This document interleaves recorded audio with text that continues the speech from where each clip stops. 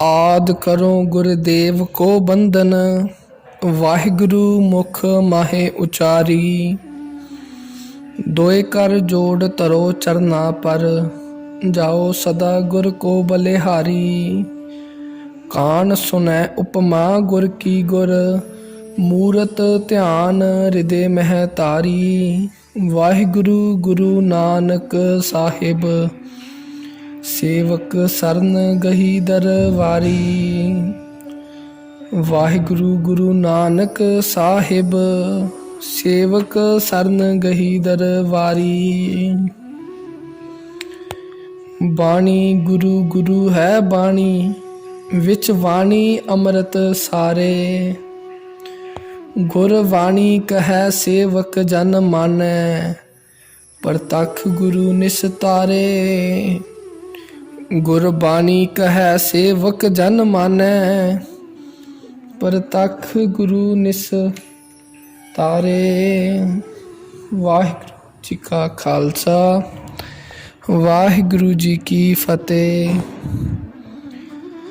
सतगुरु गरीब निवाज दसां पातशाहियां दी आत्मिक जोत साहिब श्री गुरु ग्रंथ साहिब जी महाराज आप जी ਦੀ ਕਿਰਪਾ ਰਹਿਮਤ ਹੋਈ ਹੈ। ਸਤਿਗੁਰਾਂ ਦੀ ਸਾਜੀ ਨਿਵਾਜੀ ਪਿਆਰੀ ਸਾਧ ਸੰਗਤ ਜੀ, ਆਪ ਜੀ ਦੇ ਭਾਗ ਸਵੱਲੇ ਨੇ। ਆਪ ਵਡਭਾਗੇ ਹੋ ਜੋ ਸਤਿਗੁਰੂ ਮਹਾਰਾਜ ਜੀ ਦੀ ਨਿੱਘੀ ਗੋਦ ਦਾ ਆਨੰਦ ਮਾਣ ਰਹੇ ਹੋ।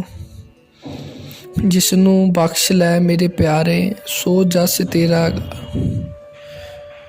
ਜਿਸ ਤੇ ਸਤਿਗੁਰੂ ਕਿਰਪਾ ਕਰਦੇ ਹਨ, ਉਹੀ ਉਸ ਪਰਮਾਤਮਾ ਦੇ ਰਸ ਨੂੰ ਸੁਣ ਅਤੇ ਗਾ ਸਕਦੇ ਹਨ।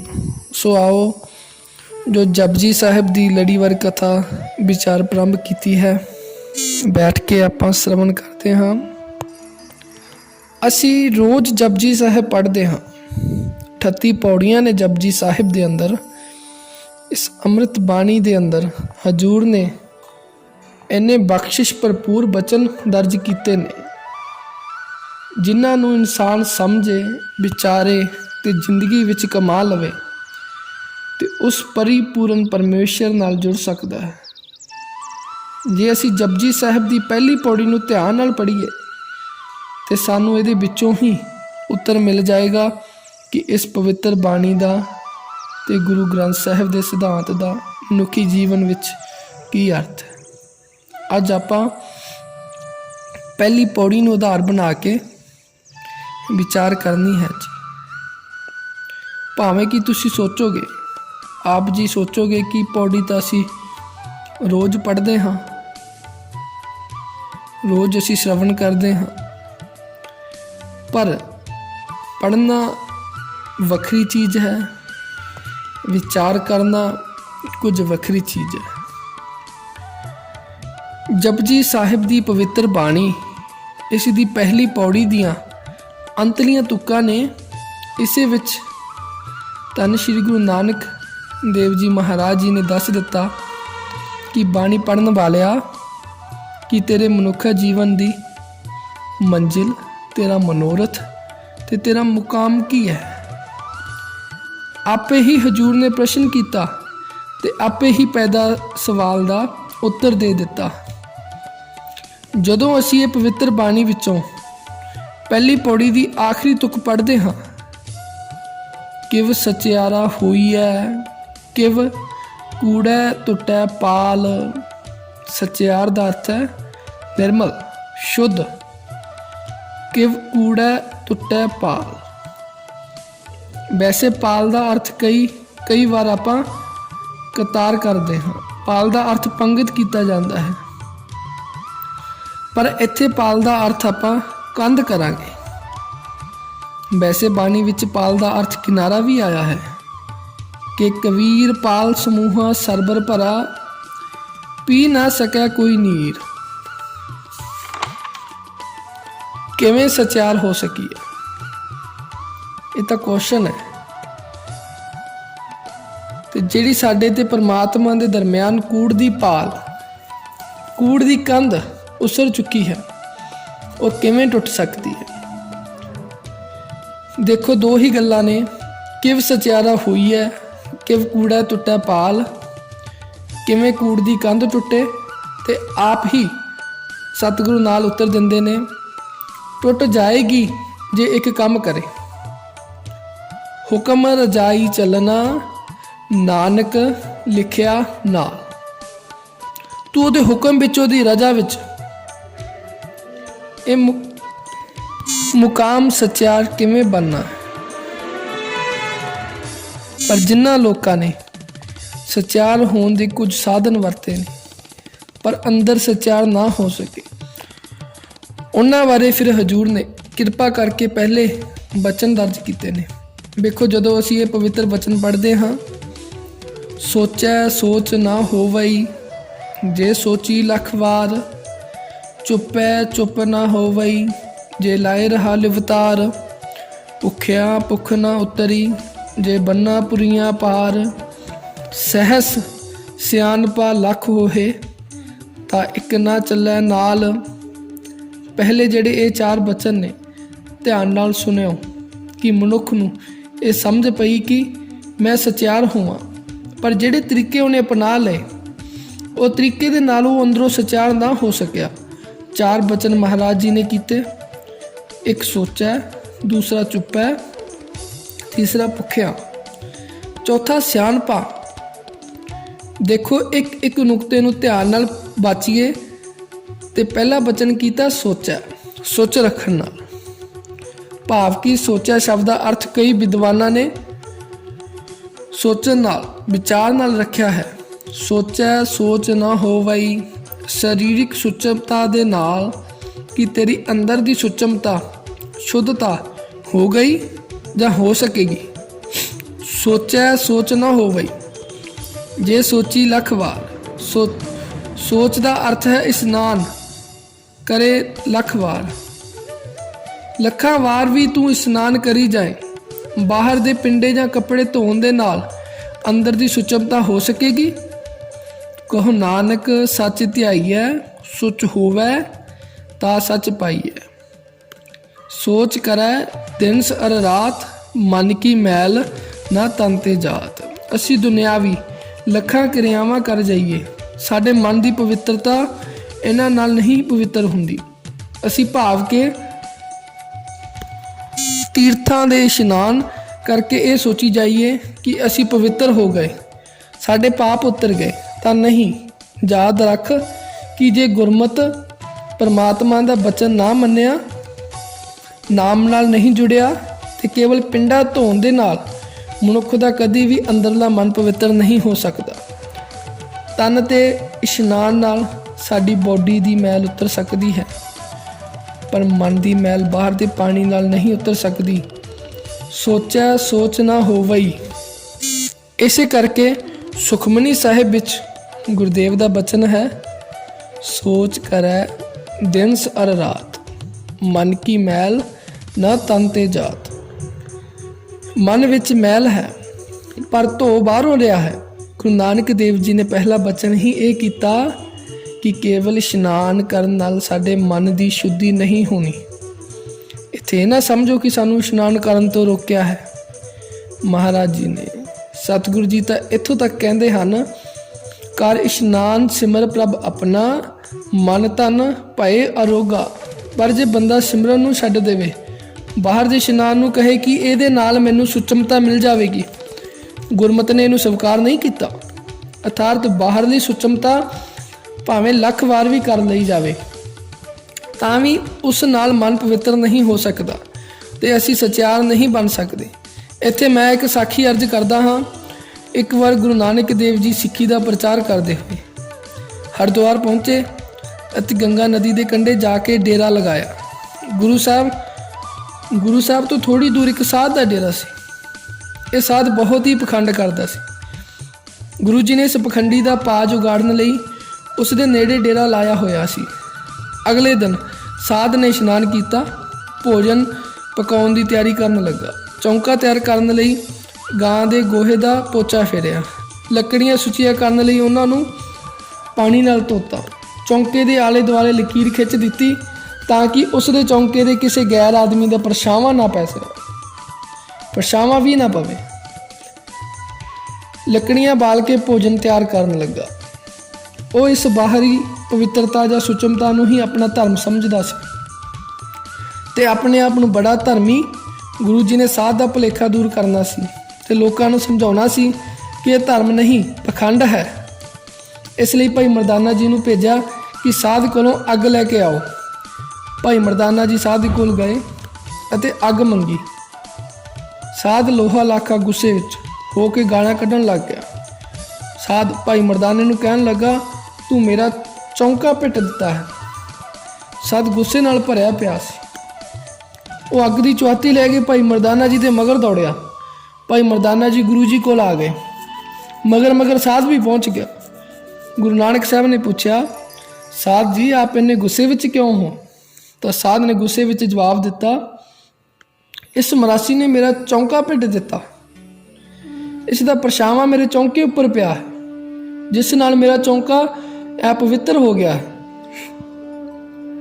ਗੁਰੂ ਜੀ ਨੇ ਕਿਹਾ, ਇਹ ਕਿਸ ਤਰ੍ਹਾਂ ਹੋ ਸਕਦਾ ਹੈ? ਭਾਈ ਮਰਦਾਨਾ ਜੀ ਵੀ ਤੇਰੇ ਵਰਗਾ ਮਨੁੱਖ ਹੈ। ਨੀਵਾਂ ਉਹ ਹੈ ਜੋ ਨੀਵੇਂ ਕੰਮ ਕਰੇ, ਉੱਚਾ ਉਹ ਹੈ ਜੋ ਨੇਕ ਕੰਮ ਕਰੇ। ਗੁਰੂ ਜੀ ਨੇ ਸਾਧੂ ਨੂੰ ਕਿਹਾ, ਤੂੰ ਆਪਣੇ ਅੰਦਰ ਝਾਤੀ ਮਾਰ ਕੇ ਵੇਖ ਕਿੰਨੇ ਔਗਣ ਤੇਰੇ ਅੰਦਰ ਭਰੇ ਪਏ ਹਨ। ਤੇਰੇ ਅੰਦਰ ਦਇਆ ਨਹੀਂ, ਕ੍ਰੋਧ ਹੈ, ਪਿਆਰ ਨਹੀਂ, ਨਫ਼ਰਤ ਹੈ, ਸਰਬੱਤ ਦਾ ਭਲਾ ਨਹੀਂ, ਪਰਾਈ ਨਿੰਦਾ ਹੈ, ਉੱਚੀ ਸੁੱਚੀ ਮੱਤ ਨਹੀਂ, ਨੀਚ ਵਿਚਾਰ ਹਨ। ਗੁਰੂ ਜੀ ਨੇ ਕਿਹਾ ਕਿ ਇਹ ਠੀਕ ਹੈ ਕਿ ਤੂੰ ਚੌਂਕਾ ਸੁੱਚਾ ਕਰ ਲਿਆ, ਲੱਕੜੀਆਂ ਧੋ ਲਈਆਂ, ਲਕੀਰ ਕੱਢ ਲਈ, ਪਰ ਇਸ ਦਾ ਫਾਇਦਾ ਜੇਕਰ ਮਨ ਪਵਿੱਤਰ ਨਹੀਂ ਹੋ ਸਕਿਆ। ਗੁਰੂ ਸਾਹਿਬ ਨੇ ਵੈਸ਼ਨੋ ਸਾਧ ਨੂੰ ਸਮਝਾਉਂਦੇ ਹੋਏ ਫਰਮਾਇਆ, ਕਵੁਦ ਡੂਮਣੀ ਕੁਦਾਇਆ ਕੁਸਾਇਨ ਪਰ ਨਿੰਦਾ ਘਟ ਚੂਹੜੀ ਮੁੱਠੀ ਕ੍ਰੋਧ ਚੰਡਾਲ। ਕਾਜੀ ਕੱਢੀ ਕਿਆ ਥੀ ਹੈ ਜਾਂ ਚਾਰੇ ਬੈਠਿਆ ਨਾਲ, ਸਚ ਸੰਜਮ ਕਰਨੀ ਕਾਰਾ ਨਾਵਨ ਨਾਹੁ ਜਪੇਹੀ, ਨਾਨਕ ਅੱਗੇ ਉੱਤਮ ਸੇਈ ਜੇ ਪਾਪਾ ਪੰਧ ਨਾ ਦੇਹੀ। ਧੰਨ ਗੁਰੂ ਨਾਨਕ ਦੇਵ ਜੀ ਨੇ ਸਮਝਾਉਂਦੇ ਹਨ ਕਿ ਬਾਹਰੀ ਸੁੱਚਤਾ ਧਾਰਨ ਕਰਨ ਨਾਲ ਅਸੀਂ ਸਚਿਆਰ ਨਹੀਂ ਬਣ ਸਕਦੇ, ਭਾਵ ਅਸੀਂ ਪਰਮਾਤਮਾ ਦੀ ਪ੍ਰਾਪਤੀ ਨਹੀਂ ਹੁੰਦੀ। ਹਾਂ, ਜਦੋਂ ਕੋਈ ਭਗਤੀ ਕਰਨ ਲੱਗ ਜਾਵੇ ਉਹ ਖੁਦ ਹੀ ਇੱਕ ਤੀਰਥ ਬਣ ਜਾਂਦਾ ਹੈ। ਤਾਂ ਹੀ ਜਪਜੀ ਸਾਹਿਬ ਵਿੱਚ ਗੁਰੂ ਜੀ ਨੇ ਫਰਮਾਇਆ ਹੈ, ਸੁਣਿਆ ਮੰਨਿਆ ਮਨ ਕੀਤਾ ਭਾਉ। ਜਿਸ ਬੰਦੇ ਨੇ ਗੁਰੂ ਦੇ ਉਪਦੇਸ਼ ਨੂੰ ਸੁਣ ਲਿਆ, ਮੰਨ ਲਿਆ ਤੇ ਮੰਨਣ ਤੋਂ ਬਾਅਦ ਉਸ ਨੂੰ ਪ੍ਰੇਮ ਕੀਤਾ, ਮੁਹੱਬਤ ਕੀਤੀ, ਸੁਣਿਆ ਮੰਨਿਆ ਮਨ ਕੀਤਾ ਭਾਉ, ਅੰਤਰਗਤ ਤੀਰਥ ਮਲ ਨਾਉ। ਪਿਆਰਿਓ, ਉਹਦਾ ਅੰਦਰ ਹੀ ਤੀਰਥ ਬਣ ਗਿਆ। ਸਤਿਗੁਰੂ ਗੁਰੂ ਨਾਨਕ ਦੇਵ ਜੀ ਮਹਾਰਾਜ ਜਦੋਂ ਉਦਾਸੀਆਂ ਤੇ ਜਗਤ ਚਲੰਦੇ ਨੂੰ ਤਾਰਨ ਗਏ ਤੇ ਇਹੀ ਇੱਕ ਪਰਿਕਰਨ ਚੱਲਿਆ ਮਨ ਦਾ। ਹੈ ਸਮੱਸਿਆ ਸਾਰਿਆਂ ਦੀ, ਸੁਣਦੇ ਵੀ ਸਾਰੇ ਹਾਂ, ਪਰ ਅਮਲ ਕੋਈ ਵਿਰਲਾ ਹੀ ਕਰਦਾ ਹੈ। ਸਮੱਸਿਆ ਦਾ ਹੱਲ ਗੁਰਬਾਣੀ ਵਿੱਚ ਹੈ ਕਿ ਜਦੋਂ ਅਸੀਂ ਕਹਿੰਦੇ ਹਾਂ ਕਿ ਸਾਡਾ ਅੱਜ ਨਿਤਨੇਮ ਵਿੱਚ ਮਨ ਨਹੀਂ ਲੱਗਿਆ, ਉਸ ਦਿਨ ਬੰਦਾ ਇੱਕ ਗੱਲ ਚੇਤੇ ਜ਼ਰੂਰ ਰੱਖੇ ਕਿ ਆ ਮਨ ਨਹੀਂ ਲੱਗਿਆ ਤਾਂ ਮੇਰੇ ਮਨ ਵਿੱਚ ਕੋਈ ਨਾ ਕੋਈ ਮੈਲ ਜ਼ਰੂਰ ਹੈ, ਕਿਉਂਕਿ ਮੈਲ ਮਨ ਨੂੰ ਟਿਕਣ ਨਹੀਂ ਦਿੰਦੀ। ਜਿੱਥੇ ਮੈਲ ਹੋਵੇਗੀ ਉੱਥੇ ਮਨ ਦਾ ਕਦੀ ਟਿਕਾਓ ਨਹੀਂ ਬਣੇਗਾ। ਮੈਨੂੰ ਬਖਸ਼ ਦੇਵੋ ਜੇ ਇੱਥੇ ਤੱਕ ਗੁਰੂ ਨੇ ਤਾਂ ਕਿਹਾ ਹੈ ਕਿ ਮੈਲਾ ਮਨ ਹੋਵੇ ਇੰਨਾ ਕਠੋਰ ਹੁੰਦਾ। ਕਈ ਵਾਰੀ ਗੁਰੂ ਸਾਹਿਬ ਦੀ ਹਜ਼ੂਰੀ ਵਿੱਚ ਬੈਠਾ ਵੀ ਸੋਚੀ ਜਾਵੇਗਾ ਕਿ ਕਦੋਂ ਟਾਈਮ ਨਿਕਲੇ ਤੇ ਮੈਂ ਕਦੋਂ ਉੱਠ ਕੇ ਬਾਹਰ ਜਾ, ਇਹ ਕਦੋਂ ਕੰਮ ਨਿਬੜੇਗਾ। ਜਿਨਕੇ ਚਿੱਤ ਕਠੋਰ ਹੈ ਸੇ ਬਹਿ ਨਾ ਸਤਿਗੁਰ ਪਾਸ, ਉੱਥੈ ਸੱਚ ਵਰਤਦਾ ਕੁੜਿਆਰਾ ਚਿੱਤ ਉਦਾਸ। ਉਹ ਬਲ ਛਲ ਕਰ ਝੱਤ ਕੱਢ ਦੇ, ਫਿਰ ਜਾਏ ਬਹਿ ਕੁੜਿਆਰਾ ਪਾਸ।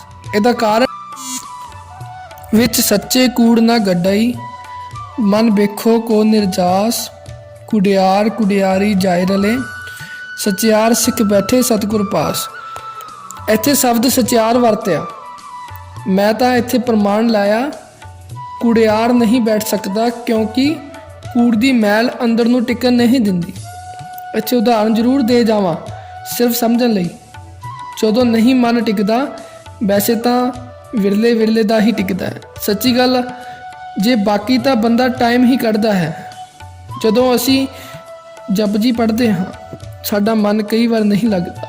ਕਿਸੇ ਨੂੰ ਪੁੱਛਣ ਦੀ ਬਜਾਏ ਆਪਣੇ ਆਪ ਨੂੰ ਹੀ ਸਵਾਲ ਕਰਿਆ ਕਰੋ, ਹੇ ਮਨਾ ਪਿਛਲੇ 24 ਘੰਟਿਆਂ ਵਿੱਚ ਕੋਈ ਗਲਤੀ ਤਾਂ ਨਹੀਂ ਕੀਤੀ, ਜਾਂ ਪਾਠ ਕਰਦਿਆਂ ਕੋਈ ਮੈਲਾ ਖਿਆਲ ਤਾਂ ਨਹੀਂ ਆਇਆ। ਜਿੱਥੇ ਮਲੀਨਤਾ ਦਾ ਫੁਰਨਾ ਆਏਗਾ ਉੱਥੇ ਖੁਡਾ ਬਣੇਗਾ, ਜਿੱਥੇ ਨਿਰਮਲਤਾ ਹੀ ਆਏਗੀ ਉੱਥੇ ਟਿਕਾ ਬਣੇਗਾ। ਜਿੰਨੀ ਦੇਰ ਤੱਕ ਮੈਲ ਰਹੇਗੀ ਉਨੀ ਦੇਰ ਤੱਕ ਭਟਕਣਾ ਰਹੇਗੀ। ਜਿਸ ਦਿਨ ਨਿਰਮਲਤਾ ਹੀ ਆ ਜਾਵੇਗੀ ਉਸ ਦਿਨ ਭਟਕਣਾ ਖਤਮ ਹੋ ਜਾਵੇਗੀ।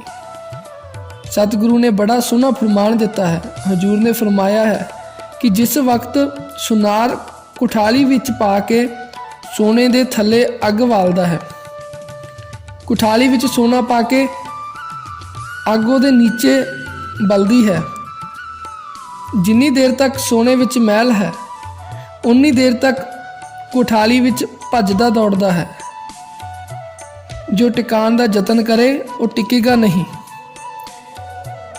ਉਹ ਦੌੜੇਗਾ। ਦੂਜੀ ਉਹਦੇ ਵਿੱਚੋਂ ਤਿੜਕਣ ਦੀ ਆਵਾਜ਼ ਆਏਗੀ, ਪਰ ਸਿਆਣਾ ਸੁਨਿਆਰ ਕਦੇ ਵੀ ਅੱਗ ਨਹੀਂ ਬੁਝਾਉਂਦਾ, ਬੰਦ ਨਹੀਂ ਕਰਦਾ ਅੱਗ ਨੂੰ। ਉਹ ਕਹਿੰਦਾ ਕਿ ਦਰਅਸਲ ਇਹਦੇ ਤਿੜਕਣ ਦਾ, ਇਹਦੀ ਆਵਾਜ਼ ਆਉਣ ਦਾ ਕਾਰਨ, ਇਹਦੇ ਭੜਕਣ ਦਾ ਕਾਰਨ ਇਹਦਾ ਇੱਕੋ ਹੀ ਕਾਰਨ ਹੈ ਕਿ ਇਹਦੇ ਵਿੱਚ ਮੈਲ ਮਿਲੀ ਹੋਈ ਹੈ। ਤੇ ਉਹ ਨਾਲ ਇੱਕ ਗੱਲ ਕਹਿੰਦਾ ਹੈ, ਚੰਗਾ ਭਲਾ ਸੋਨਾ ਪਿਆ ਸੀ ਕੁਠਾਲੀ ਵਿੱਚ ਪਾਓ, ਕਿਤੇ ਭੱਜਦਾ ਦੇਖਿਆ? ਉਹ ਕਹਿੰਦਾ ਇਹ ਦੌੜਦਾ ਹੀ ਉਦੋਂ ਹੈ ਜਦੋਂ ਇਹਨੂੰ ਸੇਕ ਲੱਗਦਾ ਹੈ, ਤੇ ਜਿੰਨੀ ਦੇਰ ਤੱਕ ਮੈਲ ਨਹੀਂ ਛੱਡਦੀ ਇਹਨੇ ਭੜਕਣਾ ਹੀ ਹੈ। ਤੇ ਮੈਨੂੰ ਉਹ ਪੜ੍ਹ ਕੇ ਖਿਆਲ ਆਉਂਦਾ ਹੈ ਕਿ ਇਹ ਮਨਾ ਆਮ ਗੱਲਾਂ ਬਾਤਾਂ ਕਰੀਏ ਮਨ ਕਦੀ ਨਹੀਂ ਭਟਕੇਗਾ। ਜਦੋਂ ਬਾਣੀ ਗੱਲ ਕਰਦੇ ਹਾਂ ਉਦੋਂ ਸੇਕ ਲੱਗਦਾ ਹੈ, ਉਦੋਂ ਹੀ ਭਟਕਣਾ ਸ਼ੁਰੂ ਹੁੰਦੀ ਹੈ। ਤਿਆਰ ਆ ਸੋਨਾ ਮੈਲ ਨਾਲ ਭਰਿਆ ਸੋਨਾ, ਉਹਨੂੰ ਥਾਲੀ ਵਿੱਚ ਰੱਖੋ, ਕਿਤੇ ਵੀ ਰੱਖੋ, ਉਹ ਕਿਉਂ ਭਟਕੇਗਾ? ਪਰ ਜਦੋਂ ਸੇਕ ਲੱਗਦਾ ਹੈ ਉਦੋਂ ਉਹ ਭਟਕੇਗਾ। ਜਦੋਂ ਬੰਦੇ ਦੇ ਅੰਦਰ ਗੁਰੂ ਦੇ ਸ਼ਬਦ ਦਾ ਸੇਕ ਲੱਗਦਾ ਹੈ, ਇਹਦੀ ਜਦੋਂ ਮੈਲ ਉਗਲਦੀ ਹੈ ਉਦੋਂ ਭਟਕਦਾ ਹੈ। ਸਤਿਗੁਰੂ ਨੇ ਕਿਹਾ ਮੈਲਾ ਸੋਨਾ ਦੌੜਦਾ ਹੈ, ਭੱਜਦਾ ਹੈ। ਜਦੋਂ ਅੱਗ ਨਾਲ ਸੋਨਾ ਮੈਲ ਵਿੱਚ ਸੜ ਜਾਵੇ ਉਸੇ ਭਾਂਡੇ ਵਿੱਚ ਟਿਕ ਜਾਂਦਾ ਹੈ। ਉਹੀ ਜਪ ਹੈ ਜਿਹਦੇ ਵਿੱਚ ਭਟਕਣਾ ਹੈ। ਜਦੋਂ ਬਾਣੀ ਦਾ ਸੇਕ ਲੱਗੇਗਾ ਉਦੋਂ ਮਨ ਸ਼ੁੱਧ ਹੋਵੇਗਾ। ਸ਼ੁੱਧ ਹੋਇਆ ਇੱਕ ਦਿਨ ਆਪਣੇ ਆਪ ਟਿਕੇਗਾ। ਤਾਂ ਹੀ ਸਤਿਗੁਰੂ ਨੇ ਅੰਮ੍ਰਿਤ ਬਾਣੀ ਵਿੱਚ ਕਿਹਾ ਹੈ, ਜਿਉਂ ਖਨ ਕੋ ਕੁਠਾਰੀ ਚੜਿਓ ਕਬਰੋਂ ਹੋਤ ਫਿਰੋ। ਧੰਨ ਸ਼੍ਰੀ ਗੁਰੂ ਅਰਜਨ ਦੇਵ ਜੀ ਦਾ ਫਰਮਾਨ ਹੈ। ਜਿਵੇਂ ਕੁਠਾਲੀ ਵਿੱਚ ਪਿਆ ਹੋਇਆ ਸੋਨਾ ਕਬਰੋਂ ਹੋਤ ਫਿਰੋ, ਜਬ ਤੇ ਸ਼ੁੱਧ ਪਏ ਹੈ ਬਾਰ ਹੈ ਤਬ ਤੇ ਥਾਨ ਥਿਰੋ। ਜਦੋਂ ਸ਼ੁੱਧ ਹੋ ਗਿਆ ਆਪਣੇ ਆਪ ਉਹ ਟਿਕ ਗਿਆ। ਗੁਰੂ ਸਾਹਿਬ ਜੀ ਨੂੰ ਇੱਕ ਬੇਨਤੀ ਕੀਤੀ, ਮਹਾਰਾਜ ਇਹ ਤਾਂ ਆਪਨੇ ਕਹਿ ਦਿੱਤਾ ਕਿ ਬਾਹਰ ਦੇ ਇਸ਼ਨਾਨ ਨਾਲ ਗੱਲ ਨਹੀਂ ਬਣਨੀ, ਜੇ ਤੇਰਾ ਅੰਦਰ ਸੁੱਚਮਤਾ ਨਹੀਂ, ਸਾਨੂੰ ਇੱਕ ਗੱਲ ਦੱਸੋ ਕਿਵੇਂ ਸੁੱਚਾ ਹੋਵੇਗਾ। ਮਹਾਰਾਜ ਜੀ ਨੇ ਬਹੁਤ ਸੋਹਣਾ ਫਰਮਾਨ ਦਿੱਤਾ ਹੈ, ਸਮਝਾਇਆ ਜੋ ਸਾਡੀ ਸਮਝ ਵਿੱਚ ਪੈ ਜਾਵੇ। ਕਹਿੰਦੇ ਇੱਕ ਪ੍ਰਾਂਤ ਆਪਾਂ ਜਾਣਦੇ ਹਾਂ ਜਿਹਦੇ ਵਿੱਚ ਆਪਾਂ ਆਟਾ ਗੁੰਨਦੇ ਹਾਂ। ਕਹਿੰਦੇ ਇੱਕ ਪ੍ਰਾਂਤ, ਉਹਦੀ ਤਹਿ ਥੱਲੇ, ਤਹਿ ਦੇ ਥੱਲੇ ਮੈਲ ਮਿੱਟੀ ਲਿਬੜੀ ਹੈ, ਪਰ ਬਹੁਤ ਤੇਜ਼ ਬਾਰਿਸ਼ ਹੋ ਰਹੀ ਹੈ। ਤੇ ਇੱਕ ਕੰਮ ਕਰੋ, ਉਹ ਪ੍ਰਾਂਤ ਨੂੰ ਚੁੱਕ ਕੇ ਉਸ ਬਾਹਰ ਵਰਦੇ ਹੋਏ ਮੀਂਹ ਦੇ ਵਿੱਚ ਰੱਖ ਦਿਓ। ਮਹਾਰਾਜ ਫਿਰ ਕੀ ਹੋਵੇਗਾ? ਕਹਿਣ ਲੱਗੇ ਫਿਰ ਧਿਆਨ ਨਾਲ ਦੇਖਿਓ ਜੇ ਕਿ ਜਿਤਨੀਆਂ ਬੂੰਦਾਂ ਉਸ ਪ੍ਰਾਂਤ ਦੇ ਤਲੇ ਵਿੱਚ ਡਿੱਗਣਗੀਆਂ ਓਨੀ ਮੈਲ ਉਗਲੇਗੀ। ਤੇ ਜੋ ਉਹ ਨਿਰੰਤਰ ਬਾਰਿਸ਼ ਵਿੱਚ ਪਈ ਰਹੇ ਤੇ ਕੀ ਹੋਵੇਗਾ ਕਿ ਪਹਿਲਾਂ ਉਹ ਮੈਲ ਉਗਲ ਕੇ ਬਾਹਰ ਆਵੇਗੀ, ਜਿਉਂ-ਜਿਉਂ ਮੈਲ ਉਗਲੇਗੀ ਉਧਰੋਂ ਬਾਰਿਸ਼ ਪਏਗੀ, ਤੇ ਜਿਹੜਾ ਮੈਲਾ ਪਾਣੀ ਹੈ, ਪਾਣੀ ਮੈਲ ਨੂੰ ਲੈ ਕੇ ਬਾਹਰ ਨਿਕਲ ਜਾਏਗਾ ਤੇ ਨਿਰਮਲ ਪਾਣੀ ਪ੍ਰਾਣ ਦੇ ਵਿੱਚ ਟਿਕ ਜਾਏਗਾ। ਦੇਖੋ ਬੜਾ ਸੋਹਣਾ ਤਰੀਕਾ ਦੱਸਿਆ ਮਹਾਰਾਜ। ਕਹਿੰਦੇ ਜਦੋਂ ਅੰਦਰ ਮੈਲਾ ਹੋਵੇ ਤਾਂ ਗੁਰੂ ਦੀ ਬਾਣੀ ਦੀ ਬਾਰਿਸ਼ ਜਿੱਥੇ ਹੋਵੇ, ਗੁਰੂ ਦੀ ਬਾਣੀ ਦੀ ਬਾਰਿਸ਼ ਜਿੱਥੇ ਹੁੰਦੀ ਹੋਵੇ, ਮਨਾ ਇਸ ਮਨ ਦੀ ਪ੍ਰਾਂਤ ਨੂੰ ਰੱਖ ਦੇ, ਸ਼ਬਦ ਦੀ ਬਾਰਿਸ਼ ਵਿੱਚ ਇਹਨੂੰ ਟਿਕਾ ਦੇ। ਜਿਵੇਂ ਬਾਰਿਸ਼ ਪੈਣ ਨਾਲ ਪ੍ਰਾਂਤ ਦੀ ਮਲੀਨਤਾ ਚਲੀ ਜਾਂਦੀ ਹੈ, ਅੰਦਰ ਉਹਦੇ ਨਿਰਮਲਤਾ ਜਲ ਟਿਕ ਜਾਂਦਾ ਹੈ। ਇਸੇ ਤਰ੍ਹਾਂ ਰੋਜ਼ ਗੁਰੂ ਦੀ ਬਾਣੀ ਦਾ ਅਭਿਆਸ ਕਰ, ਇੱਕ ਦਿਨ ਤੇਰੇ ਅੰਦਰ ਦੀ ਮੈਲ ਚਲੀ ਜਾਵੇਗੀ ਤੇ ਗੁਰੂ ਦੇ ਸ਼ਬਦ ਦਾ ਨਿਵਾਸ ਤੇਰੇ ਅੰਦਰ ਹੋ ਜਾਵੇਗਾ। ਉਂਝ ਵੈਸੇ ਗੁਰੂ ਗ੍ਰੰਥ ਸਾਹਿਬ ਜੀ ਦੀ ਬਾਣੀ ਨੇ ਮਨ ਦੀ ਮਲੀਨਤਾ ਦੂਰ ਕਰਨ ਦੇ ਅਨੇਕਾਂ ਤਰੀਕੇ ਸਾਧਨ ਦੱਸੇ ਨੇ। 4 ਸਾਧਨ ਬੜੇ ਸੌਖੇ ਨੇ, ਜੇ ਕੋਈ ਜ਼ਿੰਦਗੀ ਵਿੱਚ ਅਪਣਾਏਗਾ ਤਾਂ ਪਹਿਲਾਂ ਅੰਦਰ ਦੀ ਮੈਲ ਸੋਚ ਨਾ ਹੋ ਬਈ ਮੈਂ ਇਸ ਤੋਂ ਥੋੜਾ ਜਿਹਾ ਪ੍ਰਕਰਨ ਲਿਆ ਹੈ ਕਿ ਜੋ ਬਾਬਾ ਜੀ ਕਹਿ ਰਹੇ ਨੇ, ਨਹੀਂ ਬਾਹਰ ਦੀ ਸੁਚਮਤਾ ਰੱਖਣ ਨਾਲ ਅੰਦਰ ਸੁੱਚਾ ਹੋਏਗਾ। ਪਹਿਲਾ ਤਰੀਕਾ ਇਹ ਹੈ, ਨਿਰਮਲ ਹਿਰਦੇ ਦੀ ਸੰਗਤ। ਜਿਹੋ ਜੀ ਬੰਦਾ ਸੰਗਤ ਕਰੇਗਾ ਉਹੋ ਜਿਹਾ ਮਨ ਉੱਤੇ ਪ੍ਰਭਾਵ ਪਏਗਾ। ਜੇ ਅੰਦਰੋਂ ਮੈਲੇ ਦੀ ਸੰਗਤ ਹੋਵੇਗੀ, ਇੱਕ ਦਿਨ ਖੁਦ ਆਪਾਂ ਮੈਲ ਵਾਲੇ ਪਾਸੇ ਤੁਰ ਪਾਵਾਂਗੇ, ਮੈਲ ਵਾਲੇ ਪਾਸੇ ਚੱਲ ਪਾਂਗੇ। ਤਾਂ ਜੇ ਪਵਿੱਤਰ ਹਿਰਦੇ ਦੀ ਸੰਗਤ ਮਿਲੇਗੀ ਤੇ ਕੁਝ ਦਿਨਾਂ ਤੋਂ ਬਾਅਦ ਸੱਚ ਇਹ ਵੇ ਕਿ ਪਵਿੱਤਰ ਹਿਰਦੇ ਦੀ ਜੋ ਸੰਗਤ ਹੈ ਉਹ ਮੈਲੇ ਹਿਰਦੇ ਨੂੰ ਵੀ ਧੋ ਦਿੰਦੀ ਹੈ, ਪਵਿੱਤਰ ਕਰ ਦਿੰਦੀ ਹੈ। ਪਹਿਲਾ ਤਰੀਕਾ ਮੈਲ ਧੋਣ ਦਾ ਇਹ ਹੈ। ਸਤਿਗੁਰੂ ਅਰਜਨ ਦੇਵ ਜੀ ਦਾ ਬਚਨ ਹੈ ਕਿ ਮਹਿਮਾ ਸਾਧੂ ਸੰਗ ਕੀ ਸੁਨੋ ਮੇਰੇ ਮੀਤਾ,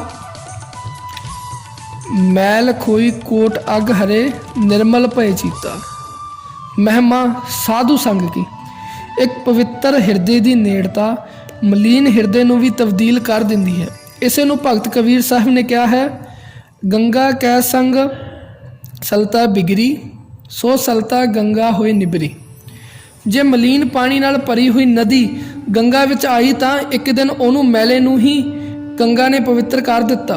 ਤੇ ਮਲੀਨ ਅੰਦਰ ਜਦੋਂ ਨਿਰਮਲ ਹਿਰਦਿਆਂ ਦੀ ਸੰਗਤ ਕਰਦਾ ਹੈ, ਸੱਚ ਇਹ ਵੇ ਕਿ ਉਹਦੇ ਅੰਦਰ ਪਵਿੱਤਰਤਾ ਆ ਜਾਂਦੀ ਹੈ। ਇੱਥੋਂ ਤੱਕ ਇਹ ਵੇ ਕਿ ਪਵਿੱਤਰ ਹਿਰਦਾ ਇੰਨੀ ਸਮਰੱਥਾ ਰੱਖਦਾ ਹੈ, ਇੱਕ ਖਿੰਨ ਮੈਲਾ ਹਿਰਦਾ ਉਹਦੀ ਸੰਗਤ ਕਰੇ ਉਹਨੂੰ ਚੇਂਜ ਕਰ ਦਿੰਦਾ ਹੈ। ਜਿਵੇਂ ਗੁਰੂ ਨਾਨਕ ਸਾਹਿਬ ਜੀ ਨੇ, ਸੱਜਣ ਬਿਲਕੁਲ ਇਸ ਕਰਕੇ ਨਹੀਂ ਬੈਠਾ ਕਿ ਗੁਰੂ ਨਾਨਕ ਤੋਂ ਉਪਦੇਸ਼ ਲੈਣਾ ਹੈ, ਉਹਨੂੰ ਤਾਂ ਇਹ ਵੀ ਨਹੀਂ ਪਤਾ ਕਿ ਰੂਹਾਨੀਅਤ ਦੇ ਪੁੰਜ ਨੇ ਸੱਜਣ ਠੱਗ। ਉਹਨੂੰ ਸਿਰਫ ਇੱਕੋ ਵਿਰਤੀ ਹੈ ਕਿ ਅੱਜ ਭਖ ਦੇ ਚਿਹਰੇ ਵਾਲਾ ਵਪਾਰੀ ਆਇਆ ਹੈ, ਮੱਥਾ ਉਹਦਾ ਡਲਕਾ ਮਾਰਦਾ ਹੈ, ਇਹਦੇ ਕੋਲ ਕੀਮਤੀ ਹੀਰੇ ਮੋਤੀ ਹੋਣਗੇ। ਪਰ ਉਹ ਜੋ ਸੋਚ ਰਿਹਾ ਉਹ ਨਹੀਂ, ਗੁਰੂ ਕੋਲ ਕੀਮਤੀ ਨਾਮ ਹੀਰਾ ਹੈ। ਸੱਚ ਇਹ ਵੇ ਕਿ ਉਹ ਇਸੇ ਓਟ ਵਿੱਚ ਹੈ, ਇਸੇ ਝਾਕ ਵਿੱਚ ਹੈ ਕਿ ਰਾਤ ਨੂੰ ਸੌਣ ਸੁੱਤੇ ਨੂੰ ਮਾਰ ਕੇ ਸਭ ਕੁਝ ਲੁੱਟ ਲਾਂ। ਪਿਆਰਿਓ, ਸ਼ਾਮ ਤੱਕ ਉਹ ਸੱਜਣ ਠੱਗ ਸੀ। ਅੱਧੀ ਰਾਤ ਬਾਬੇ ਨੇ ਗਾਇਆ ਸ਼ਬਦ ਸੂਈ ਰਾਗ। ਜਦੋਂ ਉਹ ਦਰਵਾਜ਼ਾ ਖੋਲ੍ਹ ਕੇ ਉਹ ਅੰਦਰ ਆਇਆ, ਉਸ ਪਵਿੱਤਰ ਗੁਰੂ ਨਾਨਕ ਦੇ ਅੰਦਰ ਨੇ ਇੰਨਾ ਪ੍ਰਭਾਵ ਪਾਇਆ ਕਿ ਇੱਕ ਖਿਣ ਵਿੱਚ ਉਹ ਕਰੋੜਾਂ ਜਨਮਾਂ ਦਾ ਪਾਪੀ ਨਿਰਮਲ ਕਰਕੇ ਰੱਖ ਦਿੱਤਾ। ਮੇਰੀ ਬੇਨਤੀ ਹੈ ਕਿ ਜੇ ਅਸੀਂ ਕਮਾਈ ਵਾਲੇ ਪਾਸੇ ਤੁਰਾਂਗੇ, ਪਹਿਲੀ ਮੈਂ ਅਰਜ਼ ਕੀਤੀ ਪਵਿੱਤਰ ਹਿਰਦੇ ਦੀ ਸੰਗਤ ਅੰਦਰ ਨੂੰ ਪਵਿੱਤਰ ਕਰੇਗੀ। ਹਜੂਰ ਦੇ ਕੱਲਾ ਗੁਰੂ ਨਾਨਕ ਸਾਹਿਬ ਹੀ ਨਹੀਂ, ਉਹ ਤਾਂ ਬਖਸ਼ਿਸ਼ਾਂ ਦੇ ਭੰਡਾਰੇ ਨੇ। ਇੱਥੋਂ ਤੱਕ ਇਤਿਹਾਸ ਪੜ੍ਹੋਗੇ ਕਿ ਤੁਹਾਡਾ ਆਪਣਾ ਤਜਰਬਾ ਹੋਣਾ ਕਿ ਕਈ ਬੰਦੇ ਜ਼ਿੰਦਗੀ ਵਿੱਚ ਭਟਕਦੇ ਹੋਏ ਜਦੋਂ ਪਵਿੱਤਰ ਹਿਰਦਿਆਂ ਦੀ ਸੰਗਤ ਕੀਤੀ, ਸਾਰੀ ਜ਼ਿੰਦਗੀ ਦਾ ਕਾਟਾ ਹੀ ਤਬਦੀਲ ਹੋ ਗਿਆ। ਅਦਲੀ ਬਾਬਾ ਜੀ ਦੀ ਸੰਗਤ ਸਿਰਫ ਇੱਕ ਅੰਮ੍ਰਿਤ ਵੇਲੇ ਕੀਤੀ ਭਾਈ ਬਿਧੀ ਚੰਦ ਨੇ। ਆਇਆ ਚੋਰ ਸੀ, ਪਰ ਨਿਰਮਲ ਹਿਰਦੇ ਦੀ ਸੰਗਤ ਨੇ ਇੰਨਾ ਅਸਰ ਕੀਤਾ ਕਿ ਉਹ ਬੰਦਾ ਗੁਰੂ ਕਾ ਸੀਨਾ ਬਣ ਗਿਆ। ਮੈਂ ਬੇਨਤੀ ਕਰਾਂ, ਰਾਮਾਨੰਦ ਸਿਰਫ ਮੈਂ ਟਿਉਂਕ ਮਾਤਰ ਹੀ ਕਹਿ ਰਿਹਾ ਕਿ ਸਾਖੀ ਨਹੀਂ ਮੈਂ ਸੁਣਾ ਰਿਹਾ। ਰਾਮਾਨੰਦ ਰੋਜ਼ ਚਾਹੁੰਦੇ ਨੇ ਗੰਗਾ ਇਸ਼ਨਾਨ ਕਰਨ, ਕਿਉਂਕਿ ਅੰਮ੍ਰਿਤ ਵੇਲੇ ਨੇੜੇ ਉਹਨਾਂ ਦੇ ਦਰਿਆ ਹੈ। ਕਬੀਰ ਉੱਥੇ ਰਾਸਤੇ ਵਿੱਚ ਨੇ ਤੇ ਪੈਰਾਂ ਨਾਲ ਟੁੰਬਿਆ ਤੇ ਇੱਕੋ ਸ਼ਬਦ ਜਵਾਨ ਵਿੱਚੋਂ ਕਿਹਾ ਕਿ ਭਲੇ ਪੁਰਖਾਂ, ਸੌਣ ਦਾ ਵੇਲਾ ਨਹੀਂ, ਉੱਠ ਰਾਮ ਕੇ ਰਾਮ ਬੋਲ। ਇੰਨਾ ਸ਼ਬਦ ਕਹਿਣ ਦੀ ਲੋੜ ਸੀ।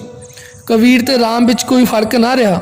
ਅਸਲ ਵਿੱਚ ਇਹ ਪਵਿੱਤਰ ਸਤ ਸੰਗਤ ਦਾ ਕਨਸੈਪਟ ਬਹੁਤ ਵੱਡਾ ਹੈ, ਕਿਉਂਕਿ ਹੁਣ ਸਤ ਸੰਗਤ ਦੀ ਪਰਿਭਾਸ਼ਾ ਵੀ ਆਪੋ ਆਪਣੀ ਬਣਾ ਦਿੱਤੀ ਹੈ। ਆਪਾਂ ਕਥਾ ਕਰਦਿਆਂ ਵੀ ਮਾੜਾ ਚੰਗਾ ਬੋਲ ਕੇ ਸਾਰਾ ਕੁਝ ਲਪੇਟ ਲਪਾਟ ਕੇ ਕਹਿੰਦੇ ਆ ਗੁਰੂ ਪਿਆਰੀ ਸਾਧ ਸੰਗਤ ਜੀ, ਪਰ ਇਹ ਸਤ ਸੰਗਤ ਦੀ ਪਰਿਭਾਸ਼ਾ ਨਹੀਂ ਹੋਈ।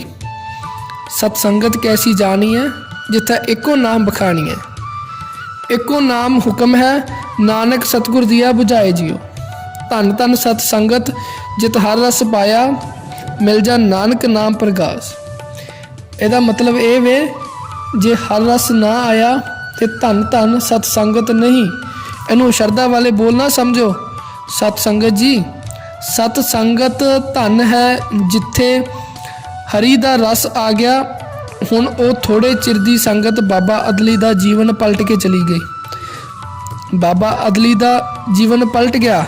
ਭਾਈ ਸੰਗਤ ਸਾਹਿਬ ਨੇ ਭਾਈ ਭਗਤ ਦੀ ਇੱਕ ਖਿੰਨ ਸੰਗਤ ਕੀਤੀ ਤੇ ਸਾਰਾ ਜੀਵਨ ਹੀ ਪਲਟ ਗਿਆ।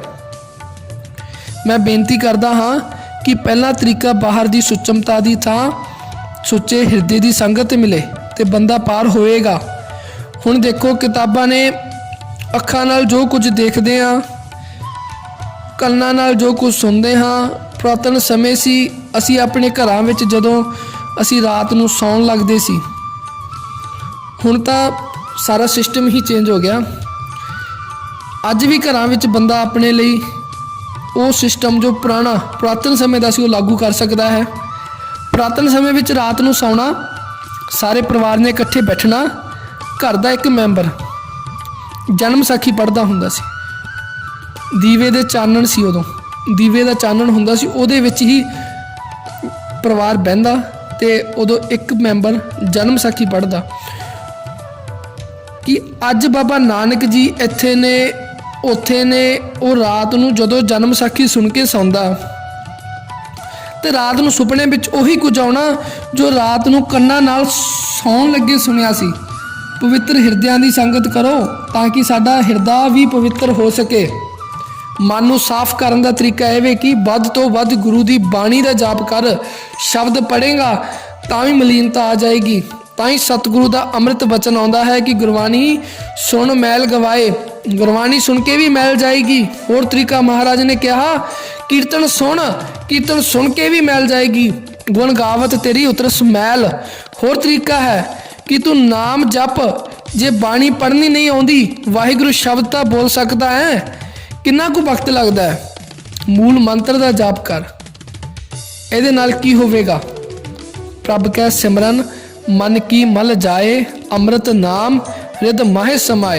मन की मैल चली जाएगी, नाम तेरे अंदर टिक जाएगा। फिर बेनती करा, पहली तुक जपजी साहब दी यह है कि बाहर की सुचमता नहीं।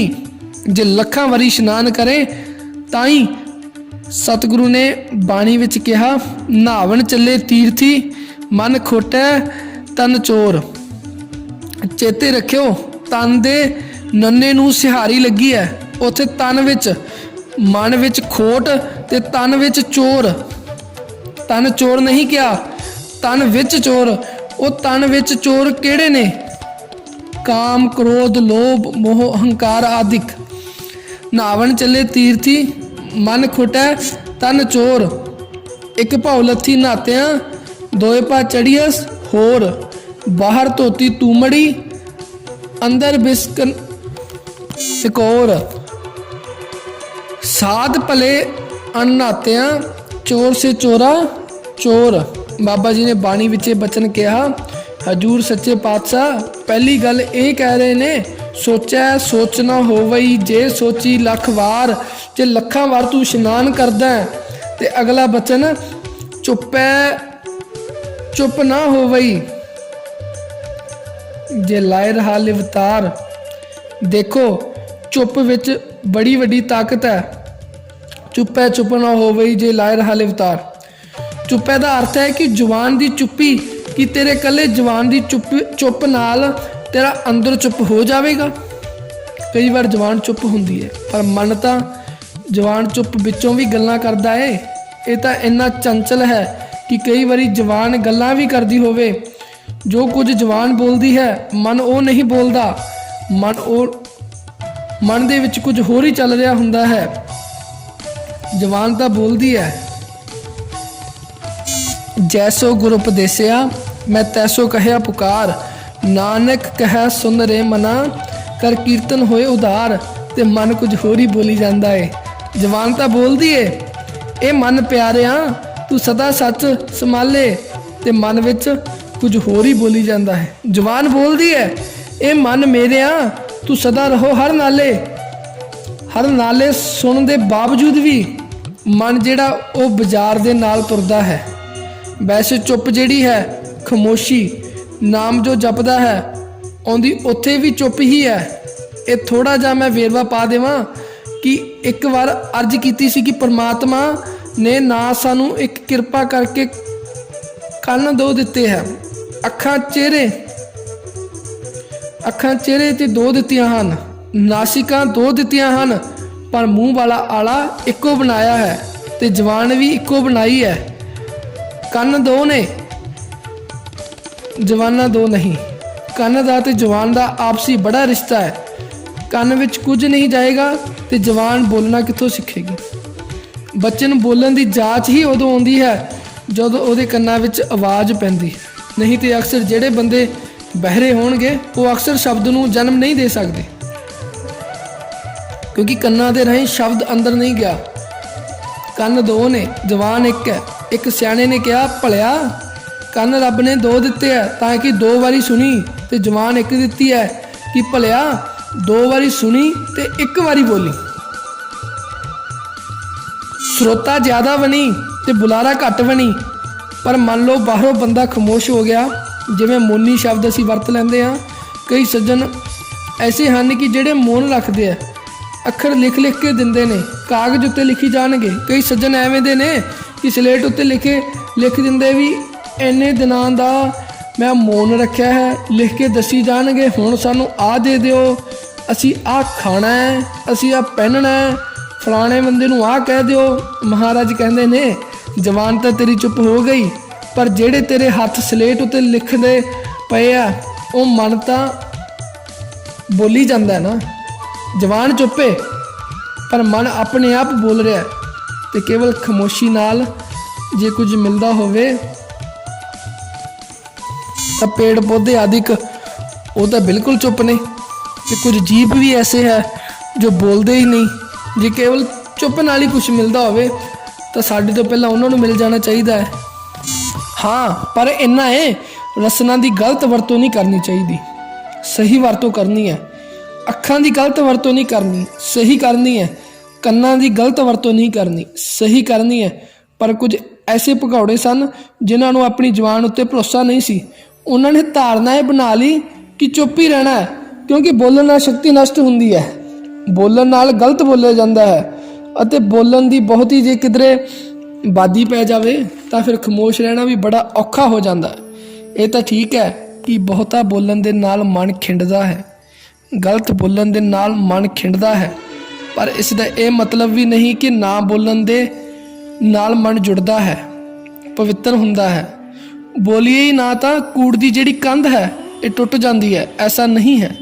ਇਹ ਤਾਂ ਠੀਕ ਹੈ ਕਿ ਜਿਵੇਂ ਸ਼ੇਖ ਸਾਦੀ ਸਾਹਿਬ ਕਹਿੰਦਾ ਹੈ ਕਿ ਘੱਟ ਬੋਲਣ ਵਾਲਾ ਤੇ ਸੋਚ ਕੇ ਬੋਲਣ ਵਾਲਾ ਕਦੀ ਖੱਜਲ ਖੁਆਰ ਨਹੀਂ ਹੁੰਦਾ, ਕਦੀ ਦੁਖੀ ਨਹੀਂ ਹੁੰਦਾ।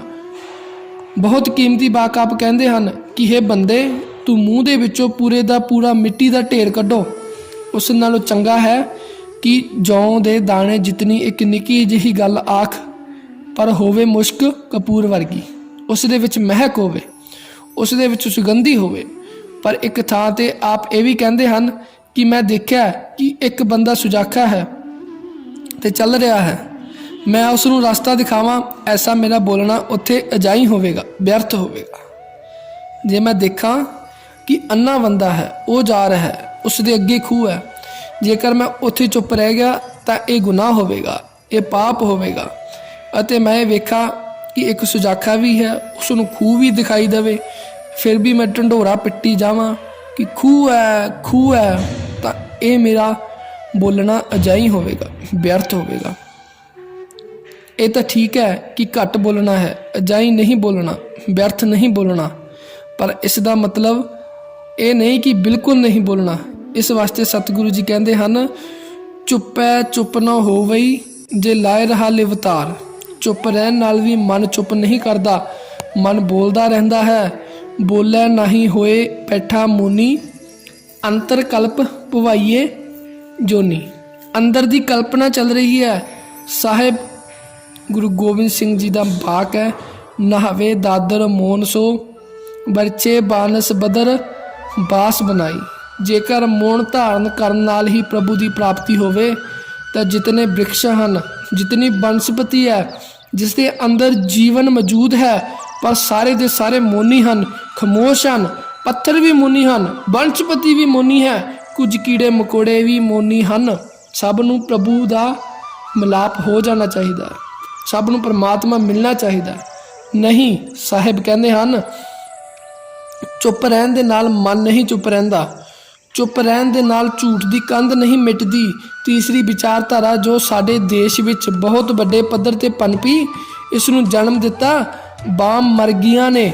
ਇਹਨਾਂ ਦੀ ਵਿਚਾਰਧਾਰਾ ਇਹ ਸੀ ਕਿ ਦਿਓ ਰੱਜ ਕੇ ਦਿਓ, ਜੋ ਖਾਣ ਨੂੰ ਮੰਗਦਾ ਹੈ, ਜੋ ਪੀਣ ਨੂੰ ਮੰਗਦਾ ਹੈ, ਜੋ ਵੇਖਣ ਨੂੰ ਮੰਗਦਾ ਹੈ, ਜੋ ਸੁਣਨ ਨੂੰ ਮੰਗਦਾ ਹੈ, ਜੋ ਸਪਰਸ਼ ਕਰਨ ਨੂੰ ਮੰਗਦਾ ਹੈ, ਜੋ ਸੁੰਘਣ ਨੂੰ ਮੰਗਦਾ ਹੈ, ਭਾਵ ਕਿ ਜੋ ਰਸ ਮੰਗਦਾ ਹੈ ਰੱਜ ਕੇ ਦਿਓ।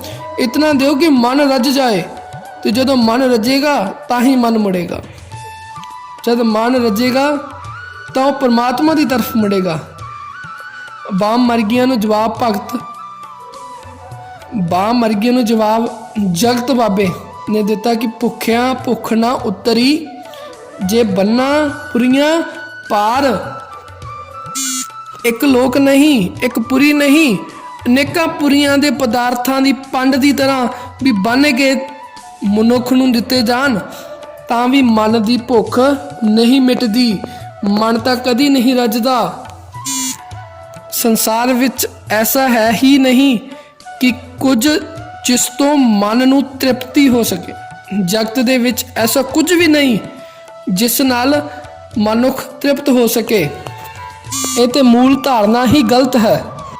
ਸਾਡੇ ਮਨ ਦੇ ਅੰਦਰ ਇੱਕ ਗਲਤ ਧਾਰਨਾ ਬਣ ਗਈ ਹੈ ਕਿ ਜਦੋਂ ਮਨ ਰੱਜੇਗਾ ਤਾਂ ਫਿਰ ਬੰਦਗੀ ਕਰਾਂਗੇ। ਮਨ ਦਾ ਇਹ ਗਿਆਨ ਕਿਸੇ ਕੋਲ ਵੀ ਨਹੀਂ, ਮਨ ਤਾਂ ਕਦੇ ਰੱਜਦਾ ਹੀ ਨਹੀਂ। ਸਮੁੱਚੀ ਪੁਰੀਆਂ ਦੇ ਬਣਦੇ ਪਦਾਰਥਾਂ ਦੇ ਦਿੱਤੇ ਜਾਣ ਤਾਂ ਵੀ ਮਨ ਭੁੱਖੇ ਦਾ ਭੁੱਖਾ ਰਹਿ ਜਾਂਦਾ ਹੈ। ਜਗਤ ਗੁਰੂ ਬਾਬਾ ਕਹਿੰਦੇ ਹਨ ਭੁੱਖਿਆਂ ਭੁੱਖ ਨਾ ਉਤਰੀ, ਜੇ ਬੰਨਾ ਪੁਰੀਆਂ ਭਾਰ। ਨਾਨਕ ਸੱਚੇ ਨਾਮ ਬਿਨ ਕਿਸੇ ਨਾ ਲੱਥੀ ਭੁੱਖ, ਰੂਪੀ ਭੁੱਖ ਨਾ ਉਤਰੈ ਜਾਂ ਦੇਖਾਂ ਤਾਂ ਭੁੱਖ। ਸੱਚਾਈ ਇਹ ਹੈ ਕਿ ਮਨੁੱਖ ਦੇ ਅੰਦਰ ਭੁੱਖ ਧਨ ਦੀ ਹੈ ਤੇ ਹੋਰ ਕਈ ਪ੍ਰਕਾਰ ਦੀਆਂ ਭੁੱਖਾਂ ਨੇ। ਨਾ ਧਨ ਦੀ ਭੁੱਖ ਮਿਟਦੀ ਹੈ, ਨਾ ਦੂਸਰੀਆਂ ਭੁੱਖਾਂ ਮਿਟਦੀਆਂ ਨੇ। ਜਿਸ ਤਰ੍ਹਾਂ ਸਰੀਰ ਜਿੰਦਾ ਹੈ ਭੋਜਨ ਕਰਕੇ, ਪਾਣੀ ਕਰਕੇ, ਤਾਂ ਕੇਵਲ ਪਾਣੀ ਦੇ ਦਈਏ ਤੇ ਭੋਜਨ ਨਾ ਦਈਏ ਤਾਂ ਵੀ ਸਰੀਰ ਦੇ ਤਲ ਤੇ ਵਿਆਕੂਲਤਾ ਬਣੀ ਰਹੇਗੀ। ਇੱਕ ਪਿਆਸਾ ਬੰਦਾ ਰੋਮ ਰੋਮ ਉਸ ਦਾ ਧਿਆਇਆ ਹੋਵੇ ਤੇ 36 ਪ੍ਰਕਾਰ ਦਾ ਭੋਜਨ ਉਸ ਦੇ ਅੱਗੇ ਰੱਖ ਦੇਣਾ, ਉਹ ਵੀ ਸਾਰਾ ਫਜ਼ੂਲ ਹੈ। ਉਸ ਨੂੰ ਪਾਣੀ ਚਾਹੀਦਾ ਹੈ, ਠੰਡਾ ਜਲ ਚਾਹੀਦਾ ਹੈ। ਇੱਕ 4 ਦਿਨ ਦਾ ਭੁੱਖਾ ਹੈ, ਰੋਟੀ ਨਹੀਂ ਮਿਲੀ, ਤੇ ਇਸੇ ਤਰ੍ਹਾਂ ਦੇ ਬੰਦੇ ਅੱਗੇ ਭਰੇ ਹੋਏ ਠੰਡੇ ਪਾਣੀ ਦਾ ਗਲਾਸ ਰੱਖ ਦਈਏ ਤਾਂ ਕੋਈ ਮਤਲਬ ਨਹੀਂ ਰੱਖਦਾ। ਪਿਆਸੇ ਨੂੰ ਪਾਣੀ ਦੇਣਾ, ਭੁੱਖੇ ਨੂੰ ਅੰਨ ਦੇਣਾ।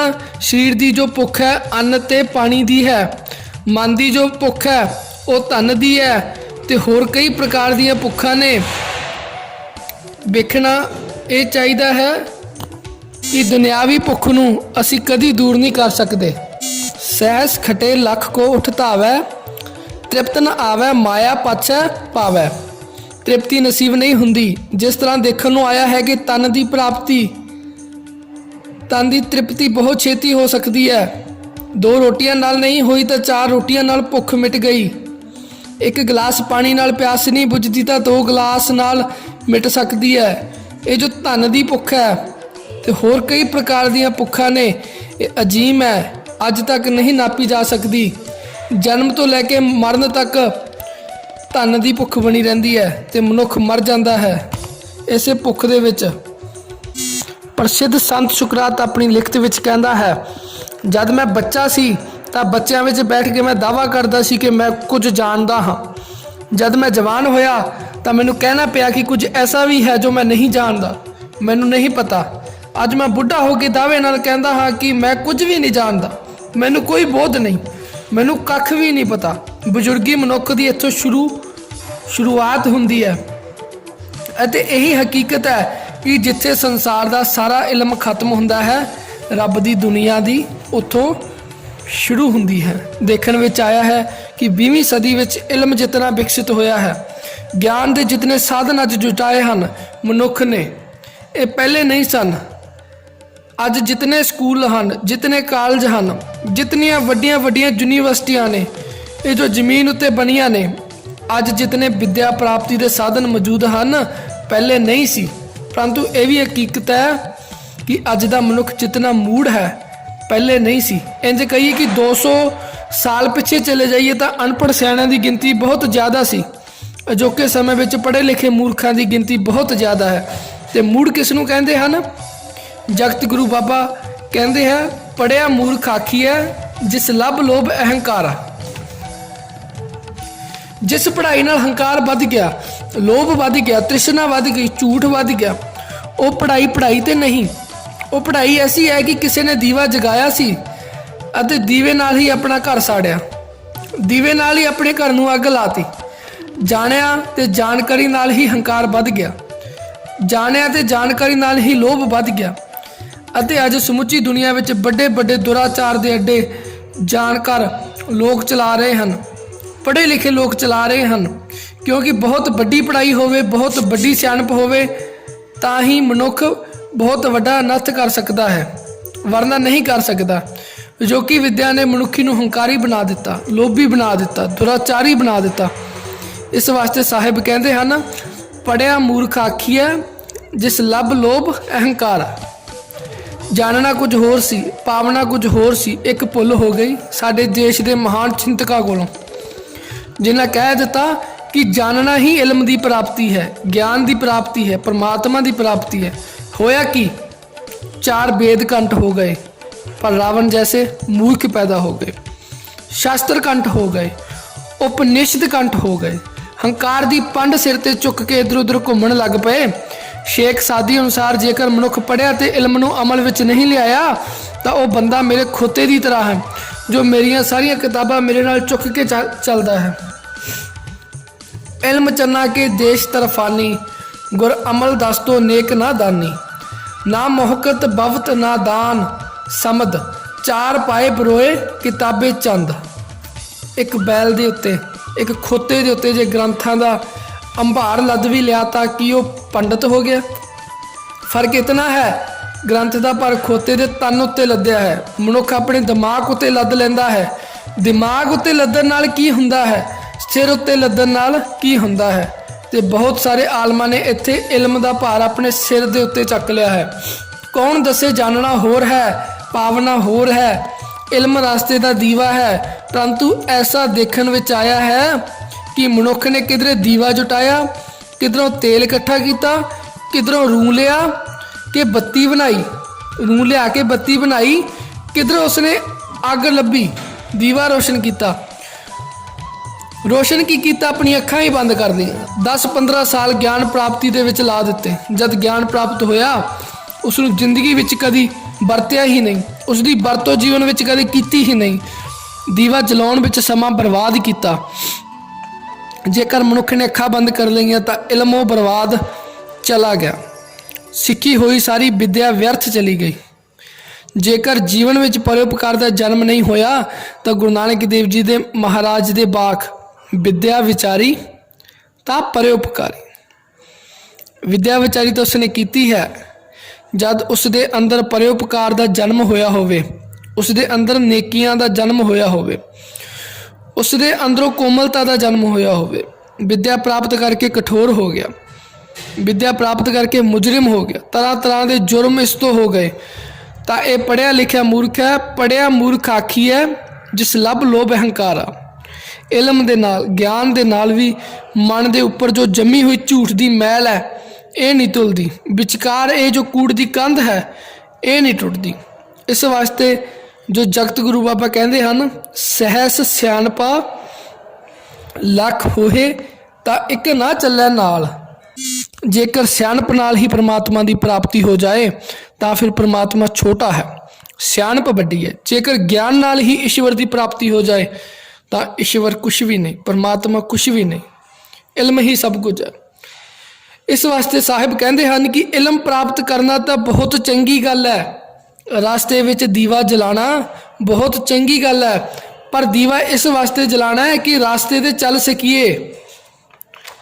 आराम नाल चल सकीए, प्रभु तक पहुँच सकीए। ज्ञान तो इस वास्ते प्राप्त करना है कि जीवन विच कोमलता का जन्म होवे, उपकार का जन्म होवे, सदाचार का जन्म होवे ते मनुख चले भोजन भजन करदियां होया प्रभु दे तल ते। जेकर कोई इल्म कोई ज्ञान प्रभु भजन विच रुकावट है तो भजन करन तो ही इनकार कर देवे।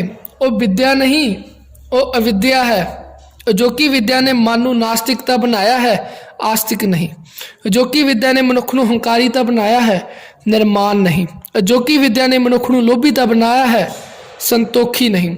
इस वास्ते ये कोई विद्या नहीं जो रास्ते का पत्थर बन जावे, रोड़ा बन जावे। विद्या वो है जो रास्ते का चिराग बने, रास्ते का दीवा बने, रास्ते का फुल बने। जो रास्ते का पत्थर बन गई वो विद्या कोई विद्या नहीं। इस वास्ते सतगुर की बाणी विच इस तरह के वाक आउंदे हन। पढ़िया मूर्ख आखिए जिस लब लोभ अहंकारा, क्या पढ़िया क्या गुणिया, क्या वेद पुराना सुनिया। पढ़े सुने क्या होई, जो सहज ना मिल्यो सोई। हर का नाम न जपस गवारा, क्या सोचा बारंबारा। किहो जिहियां निकम्मियां सोचनियां विच तू पिया है, किहो जिहियां निकम्मियां विचारां विच तू पिया है। ते हरि दा नाम जपना ही तां तू भुल गया। हर जस सुन है ना, हर गुण गाव है, बातन ही आसमान गिराव है। ऐसे लोगन स्यों क्या कही है, जो प्रभ किए भगत ते बहज, तिन ते सदा डराने रही है। ये जो जगत विच प्रचलित साधन हैं, इन्हां नाल सहमति नहीं प्रगटाई। इशनान करन नाल मन नहीं पवित्र हुंदा, चुप रहन नाल मन चुप नहीं हुंदा। जगत के सारे पदार्थों की प्राप्ति हो जाए तां भी मन की भुख नहीं उतरती। जे जगत का सारा इल्म इकट्ठा कर लिया जाए तां भी अध्यात्मक सियाणप प्राप्त नहीं होंदी। कूड़ की मैल नहीं धुलदी, झूठ की कंध नहीं टुटती। तो फिर सवाल पैदा की हुंदा है, किव सचियारा होई है, कि कूड़ा टुटै पाल, किवें सचियार बनीए, किवें सतवादी बनीए, किवें झूठ की कंध टुटे, किवें सत दे धारनी बनीए, किवें सत नूं अंदरों जन्म दईए, किस तरह झूठ की कंध नूं तोड़ने में समर्थ हो सकीए, किवें कूड़ की मैल नूं उतारीए। प्रश्न का उत्तर जगत गुरु बाबा इस पंक्ति विच दिंदे हन। हुक्म रजाई चलना, नानक लिखिया नाल। हुक्म की रजा विच चलना, हुक्म विच रहना, भाणा मनना, हुक्म नूं मन के राजी होना, भाणे नूं सिर मत्थे लैके चलना। बस इस दे नाल ही कूड़ की कंध टुटदी है। हुक्म की है, साहिब कहते हैं नानक लिखिया नाल। वो हुक्म तेरे नाल लिखिया होया है। तू ज़्यादा खावेगा तो रोगी होवेगा, ज़्यादा बोलेगा तो मन खिड़ेगा, शक्ति व्यर्थ जाएगी। गलत देखेगा तो रोगी होवेगा, गलत सोचेगा मन करके रोगी होवेगा, गलत करेगा तो उस वक्त ठोकरा खाएगा। ये हुक्म तेरे नाल है, इसनूं पढ़न की कोशिश कर। तेरे मस्तक विच लिखिया होया है गोविंद दा सिमरन ये कर, क्योंकि गोविंद दा सिमरन करदियां ही तैनूं मस्ती मिलेगी अते गोविंद नूं भुलदियां ही तैनूं दुख ते रोग व्यापणगे। सो संगत जी, सानू उस दे हुक्म विच ही रह के चलना चाहिए है। हुक्म रजाई चलना, नानक लिखिया नाल। इत्थों तक दास तो विचार करदियां तो अनेक भुल्लां गलतियां रह गई होणियां। आप गुरु रूप साध संगत जीओ, आप बख्शण जोग हो, बख्श लेना। सो दास खिमा दा जाचक है। वाहिगुरु नाम जहाज है, चढ़े सो उतरै पार। जो शरदा कर सेवंदे, पार उतारन हार। जो शरदा कर सेवंदे, पार उतारन हार। वाहिगुरु जी का खालसा, वाहिगुरु जी की फतेह।